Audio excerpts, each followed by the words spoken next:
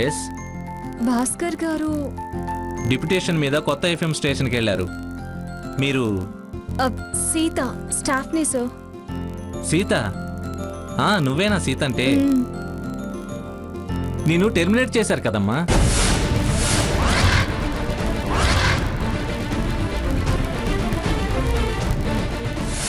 Terminate చేయడం ఏంటి sir? నీకు తెలీదా? కనీసం ఇంటిమేషన్ కూడా లేదు. లేదమ్మా, నీ ఎక్స్ప్లెనేషన్స్ కోసం చాలా నోటీస్ పంపాము, కానీ రిజెక్టెడ్ అని రిటర్న్ వచ్చేసాయి. అసలు నాకు ఒక్కటి కూడా అందలేదు సార్. ఊళ్ళో లేవా? నేను ఎక్కడికి వెళ్ళలేదు. డోర్ లాక్ అని కూడా రిటర్న్ వచ్చేసాయి. నో సార్, ఛాన్సే లేదు, అసలు రాలేదు. నేను అబద్ధం ఆడుతున్నానంటావా?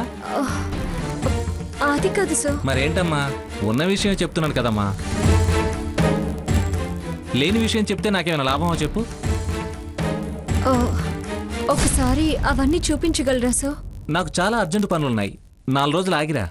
అది కాదు సార్. ఎలాగూ పోయిన ఉద్యోగమే కదా, వివరాలు ఎప్పుడు తెలుసుకుంటే ఏంటి? ఏంటి సార్ అంత క్యాజువల్ గా మాట్లాడుతున్నారు? అది నా జీవితం సార్. మరంత నెగ్లెక్ట్ ఎందుకు చేసావు? నేను చాలా సిన్సియర్ వర్కర్ని సార్. అందుకే టెర్మినేట్ సర్టిఫికేట్ ఇచ్చేసారేమో. మీరు అదోలా మాట్లాడుతున్నారు. నేను హయ్యర్ అఫీషియల్స్ తోటి మాట్లాడతాను. వాళ్లేగా ఈ ఆర్డర్ పంపింది. అయితే కోర్టుకి వెళ్తాను.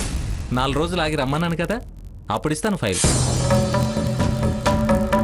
ఇక వెళ్ళరా అమ్మా, నాకు చాలా పనులున్నాయి.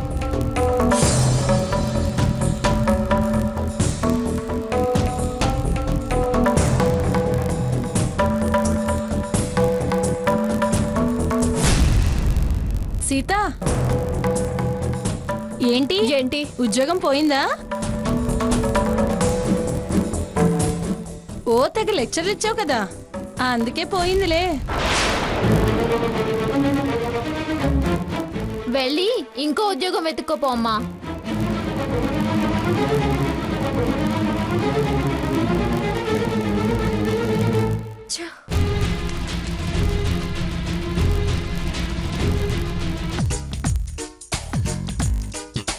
అవును, ఇప్పుడు గుడికి ఎందుకు తీసుకెళ్తున్నారు?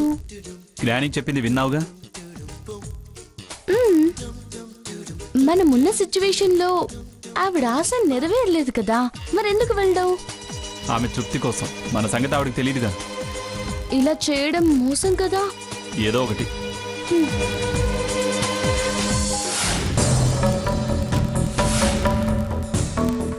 సీత గారు, ఆఫీస్కి వచ్చి సడన్ గా వెళ్ళిపోతున్నారేంటి?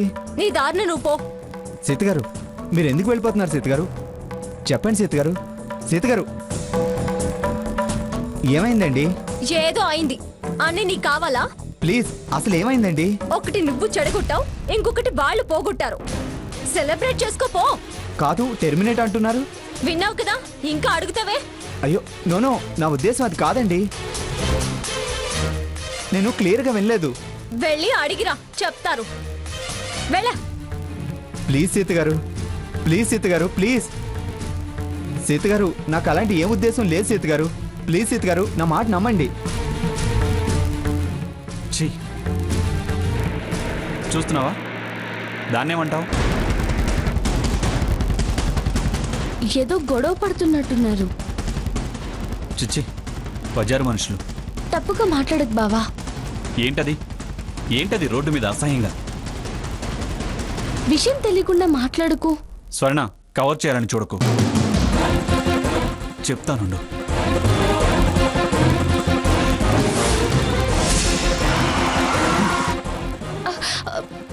ఇప్పుడు చెప్తా. బావిది కావాలని చేశాడు. Hello, police station. ఎందుకు పోలీసులకు చేస్తున్నాడు?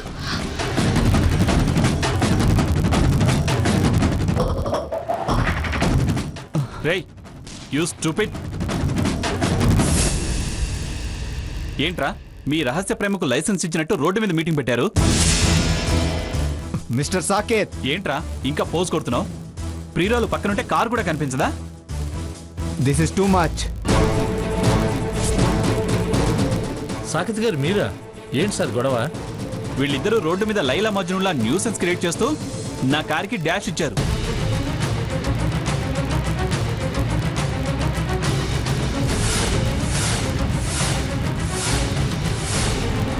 పైగా నా మీద తిరగబడుతున్నారు. ముందు వీళ్ళిద్దరిని స్టేషన్కి తీసుకెళ్ళండి. ఏయ్ ఏంట్రా ఇది ఆ?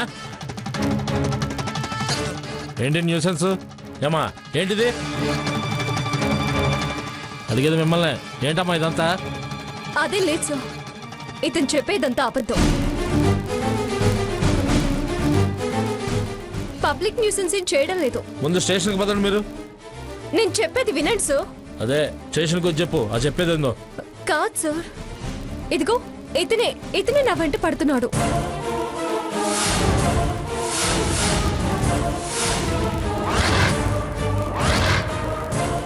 నన్ను రోజు టార్చర్ చేస్తున్నాడు.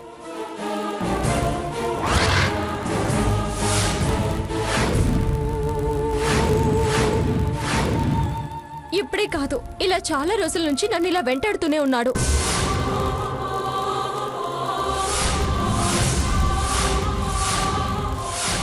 నువ్వు చెప్పేది నిజమేనా? కావాలంటే నేను కంప్లైంట్ రాసిస్తాను.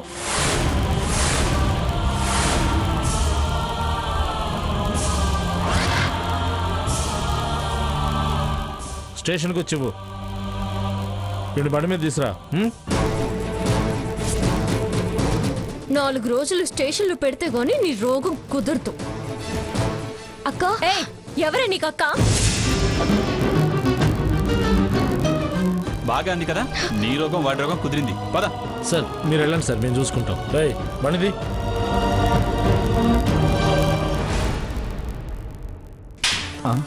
రై, చక్కగా ఉద్యోగం చేసుకునేవాడివి ఆడపిల్లలు వెంటపడటం అల్లరి చేయడమేనా నీ పని? మీ వాళ్ళు ఎవరూ లేరా? దేనికి సార్? తమరి ఘనకార్యం చెప్పి సన్మానం చేయిద్దామని. సార్, వాళ్ళు తప్పుడు కంప్లైంట్ ఇచ్చారు, మీ వాళ్ళు తీసుకొచ్చారు. నేను అలా అమ్మాయిని అలర్ట్ చేసేవాడిని కాదు.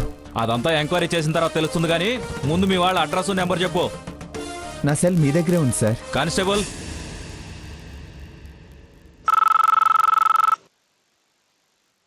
హలో అక్క, నేను స్వర్ణని మాట్లాడుతున్నాను. ఏంటి చెప్పు. పాపం రఘురామ్ గారి మీద బావ కంప్లైంట్ ఇచ్చాడు కదా, అతని సెల్లో వేశారుగా. ఏయ్, వాడిని పాప మనకే. నాకు కోపం వచ్చేస్తుంది. అలాంటి వాడికి అదే కరెక్ట్ ప్లేసు. తప్పక్క, చాలా తప్పుగా అర్థం చేసుకుని తప్పుగా మాట్లాడుతున్నావు. రాత్రి కూడా వచ్చి ఎంత న్యూసెన్స్ చేశాడు. వాడు రాత్రి చెప్పిందంతా అబద్ధం. అతను ఊరికి ఏం రాలేదు, SMS చేస్తూనే వచ్చాడు.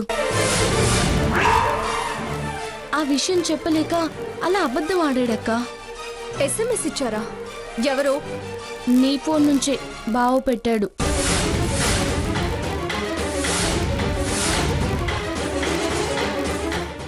ఏంటి నువ్వనేది? అవును, నీ ఫోన్ తీసుకొని బావేదో చేయడం నేను చూశాను. తర్వాత phone out going calls, SMS అన్ని చూశాను. చేయాల్సిన ముచ్చు పని చేసి మళ్ళీ అన్నీ డిలీట్ చేశాడు. నువ్వు అర్జెంటుగా మా ఇంటికి రా అని మెసేజ్ పెట్టాడు. వచ్చాక అతను కారణం చెప్పలేక ఇబ్బంది పడ్డప్పుడు నాకు అర్థమైంది బావే SMS పెట్టాడు అని. సాకేత్ ఎందుకలా చేశాడు? దానివల్ల ఏంటి లాభం? నువ్వంటే శాడిజం, అతని మీద నీ మీద కోపం, మిమ్మల్ని అవమానపరచాలని చేసుంటాడు. అలాగా? నీకు ఇంకో విషయం తెలుసా? ఇంకోటా? ఏంటది? మండపంలో ఫోటోలు కనపడకుండా చేసింది కూడా రఘురామే. వాట్? అవునక్క, రఘురామ్ మండపానికి వచ్చాడు, బావ గదిలోకి వెళ్ళాడు. అవి చూసే బాబాయ్ బావకి చెప్తే అంత గొడవ చేశాడు.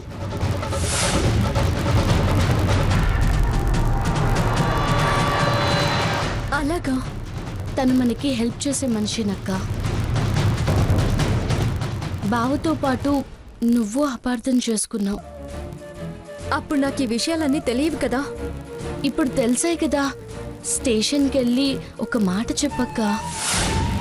స్టేషన్ కా? నేనా? నో. అయినా ఫోటోలు పంపించి తప్పు చేసింది తను. మనల్ని నాన్న టెన్షన్ పెట్టాడు. టెన్షన్ పెట్టాలని చెడు చేయాలన్న ఉద్దేశం ఉండుండదక్క. తనకి తప్పుడు ఆలోచన లేనే లేదు. మనకి మంచి చేసే ప్రయత్నంలో చేసుంటాడు. ఏమైనా కానివ్వు, నేను వెళ్ళను. అలా అనకక్క. వెళ్ళకపోతే వీళ్ళేదైనా ఇన్ఫ్లుయెన్స్ చేస్తే ఎఫ్ఐఆర్ ఫైల్ చేసి పెడితే అతని లైఫ్ స్పాయిల్ అవుతుంది. అదే జరిగితే మనకి పాపం తగులుతుందక్క. ప్లీజ్ అక్క. స్వర్ణ, నన్ను బలవంతం చేయకు. అతని జీవితం నాశనం అయిపోతుందక్క. ఏమైతే నాకే? అసలు అతనితో మనకేంటి సంబంధం? హ్యూమానిటీ మన అని కాదు. ప్లీజ్ స్వర్ణ, వదిలే. ట్రై చేస్తానులే. ట్రై కాదక్క, కంపల్సరీ వెళ్ళాలి. నన్ను ఆలోచించుకోనివ్వవే. ప్లీజ్ అక్క, వెళ్తావు కదూ? మంచక్క. ఏమే స్వర్ణ, వస్తున్నాను అమ్మమ్మ గారు. అమ్మమ్మ గారు పిలుస్తున్నారు. నువ్వు వెళ్ళక్క ప్లీజ్. అక్క మాటల్ని బట్టి చూస్తే రఘురామ్ని విడిపించే పొజిషన్లో లేదు. కనీసం స్టేషన్కి వెళ్ళేటట్టు లేదు. ఎలా? ఏం చేయాలి?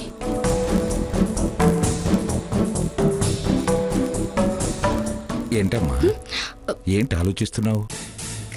నాకు సాయం చేస్తారా? అసలు మ్యాటర్ ఏంటి? గుడికెళ్ళొస్తుంటే రఘురామ్ బైక్ బావ కారు యాక్సిడెంట్ అయింది. అందులో రఘురామ్ తప్పేం లేదు. మీరెలాగైనా అతన్ని విడిపించాలి. అవును, నీకేం ఇంట్రెస్ట్? ఇంట్రెస్ట్ కాదు, పాప భీతి. పైగా అతన్ని నిన్న మా ఇంటి దగ్గర చూశారు కదా, ఎన్ని మాటలు అన్నారు. మాకెప్పటి నుంచో తెలుసు. చాలా మంచోడు, హెల్పింగ్ నేచర్ ఉన్నతను. ఎలాగైనా విడిపించండి ప్లీజ్ తాతయ్య.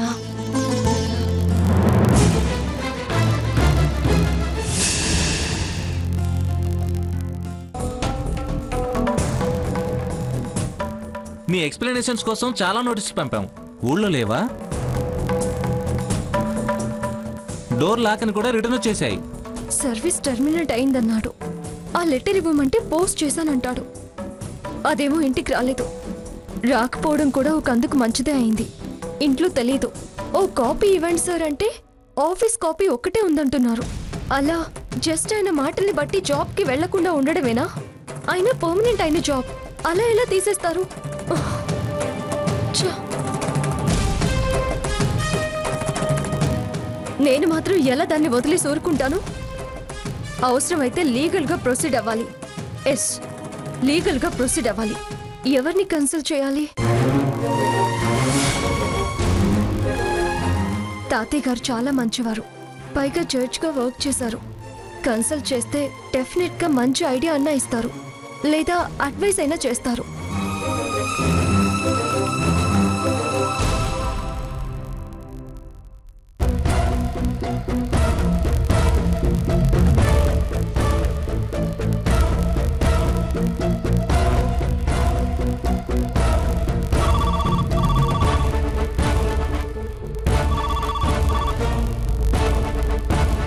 హలో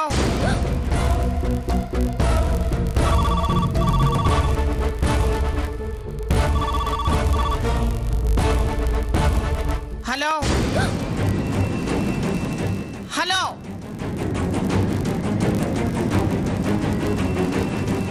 ఫోన్ చేసి మాట్లాడవే. హలో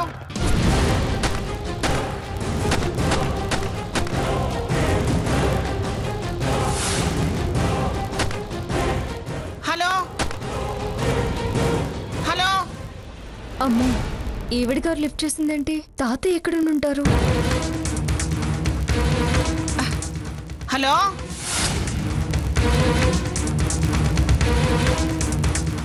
ఏయ్, ఏం చేస్తున్నావు? ఉండు బావ చెప్తాను.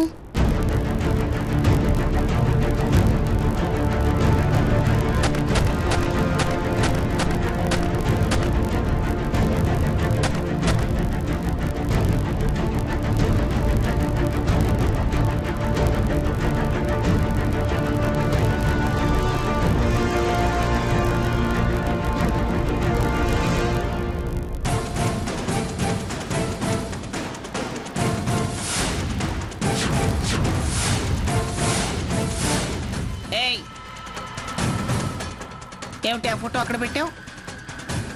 దిగో కిందకి.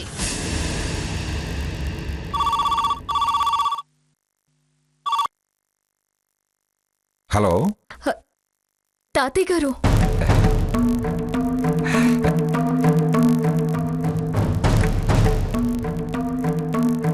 అమ్మ సీత బాగున్నావా? ఆ, బాగున్నాను తాతయ్య గారు.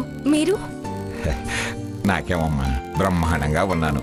ఆ, అమ్మమ్మ గారు, అత్తయ్య గారు, స్వర్ణ అందరూ బాగున్నారా? అమ్మమ్మ గారు, అత్తయ్య గారు, స్వర్ణ అంతా బాగున్నారు. అది సరే, నువ్వు ఫోన్ చేసిన కారణం చెప్పు. ఆ, తాతయ్య గారు, అది అది నాకు చెప్పడానికి మొహమాటం ఎందుకమ్మా, చెప్పు. మాట్లాడవేమి? చెప్పు. అర్థమైతే ఇలా తల తిక్కమని ఎందుకు చేస్తుంది? ఇందులో అర్థం కాకపోవడానికి ఏముందమ్మమ్మా? ఆయన మిమ్మల్ని నెత్తినెక్కించుకున్నారు,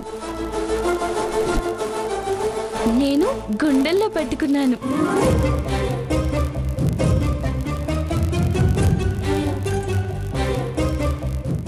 మేమంటే మొగుడ్స్ పెళ్ళామ్స్. ఎవరి నెత్తిన ఎవరైనా మిమ్మల్ని నెత్తినెక్కించుకున్నారు, నేను గుండెల్లో పెట్టుకున్నాను.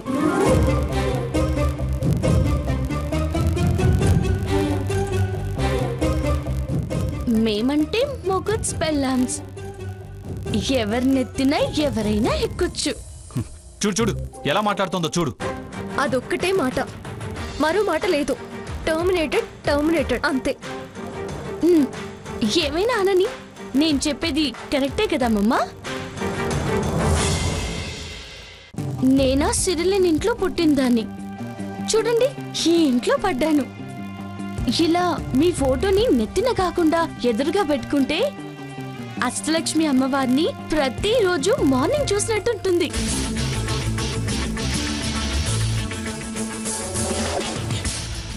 దశ తిరిగి మీ అంత పేరు తెచ్చుకోవాలని, తాతయ్య గారిలాగా బావగారు కూడా ఎదగాలని నా ఆశ. తప్ప అమ్మమ్మ? ఈ ఫోటో ఇక్కడ పెట్టడం తప్ప? లేదమ్మా, నీ తప్పేమీ లేదు. ఇందులో ఏదో కిటుకుంది. నువ్వు ఓ పని చెయ్యి. నీ సర్వీస్కి సంబంధించిన పేపర్స్ అన్నీ నా మెయిల్ ఐడికి పంపించు. నేను నీ కేసు సర్వీస్ మ్యాటర్స్ డీల్ చేసే మంచి లాయర్కి అప్పగిస్తాను. మొత్తం బండారం బయటికి లాగుదాం. ఆ, ఏం పర్వాలేదంటారా? నీదేం తప్పులేదు, నువ్వు చేసింది కరెక్టే.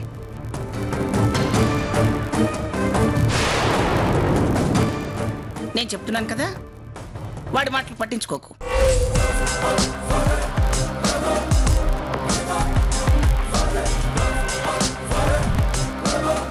చాలా థ్యాంక్స్ అమ్మమ్మా. చాలా థ్యాంక్స్ తాతయ్య గారు. మనలో మనకి థ్యాంక్స్ ఎందుకమ్మా? No thanks, no saris.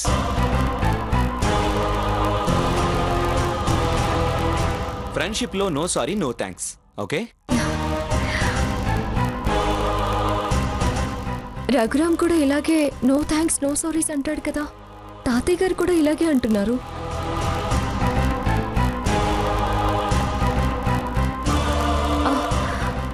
ఈరోజు నేను మీకు మెయిల్ పెడతాను తాతయ్య. అది మంచి పని చేసిన ఈ కసుబుసులేమిట్రా సాకేత్? నువ్వేం పట్టించుకోకమ్మా.